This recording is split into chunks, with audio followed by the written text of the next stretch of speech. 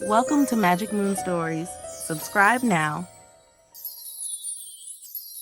बहुत दूर एक हरियाले और खुशबूदार गांव था। ये गांव अपने मीठे और रसीले तरबूजों के लिए देश भर में मशहूर था। खेतों में लाल लाल तरबूज ऐसे खिलते जैसे धरती ने चांद काट काट कर बो दिए हों। लेकिन इस बार सब कुछ सूना था। 4 महीने बीत चुके थे और आसमान में बादलों की एक लकीर तक नहीं दिखी थी। खेत सूख चुके थे, प्यासे तालाब धूप से चटक गए थे और गांव के लोगों के चेहरों पर चिंता की लकीरें गहराती जा रही थीं। गांव का एक 7 साल का मासूम बच्चा था। उसके पिताजी की 2 साल पहले मृत्यु हो गई थी। अब वो अपनी मां के साथ ही खेतों में काम करता था। जब वो सूखे खेत में मुरझाए तरबूजों को देखता, उसकी आंखें भर आतीं। एक दिन वो अपनी मां से बोला, मां, क्या इस बार हम तरबूज नहीं खा पाएंगे? मां ने उसका माथा चूमा और हल्की मुस्कान के साथ बोली, अगर कोई जादू हो जाए बेटा, तो शायद बादल आ जाएं।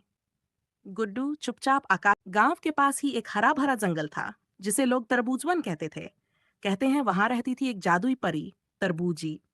उसके पंख तरबूज के छिलके जैसे हरे और काले थे, और उसका घाघरा लाल रंग का था, जिस पर छोटे छोटे बीज जैसे काले मोती लगे थे।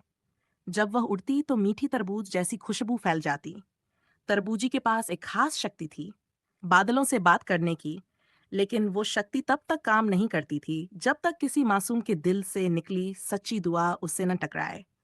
पिछले कई महीनों से वो कोशिश कर रही थी, लेकिन कोई पुकार उस तक नहीं पहुंची थी। शाम गुड्डू खेत में बैठा रो रहा था। उसने अपने नन्हे हाथ जोड़े और आसमान की ओर देखा। हे भगवान, मेरी माँ की आंखों में आंसू मत आने देना। एक बार बारिश भेज दो। मैं कभी तरबूज न खाऊंगा, पर माँ की आंखों में चमक चाहिए। उसके आंसू मिट्टी में गिरे। धरती ने उसे अपने अंदर समा लिया, और वो आंसू बहते हुए जंगल की ओर बढ़े, फूलों से बने एक छोटे से घर तक पहुंचे, तरबूजी के घर। परी ने जैसे ही उन आंसुओं को छुआ, उसे बिजली सी महसूस हुई। ये दिल से निकली पुकार है। यही तो चाहिए था मुझे।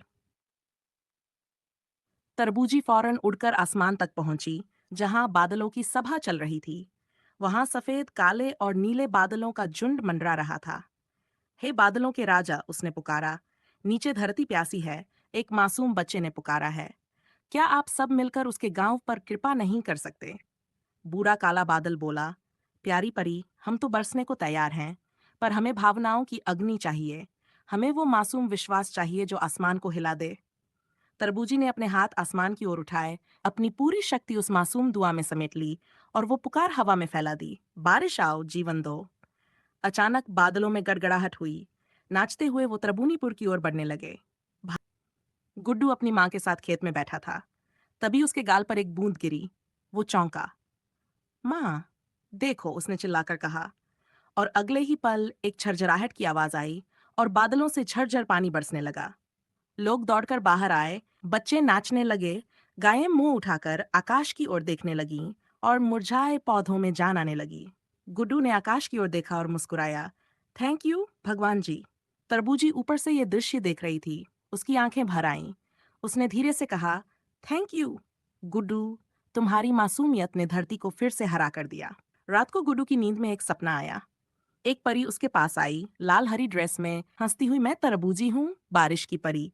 तुमने जो दुआ मांगी उसी से मैं बादलों को बुला पाई। गुड्डू बोला, क्या आप रोज आओगी? तरबूजी ने मुस्कुराकर कहा, जब भी किसी का दिल सच्चाई से पुकारेगा मैं जरूर आऊंगी।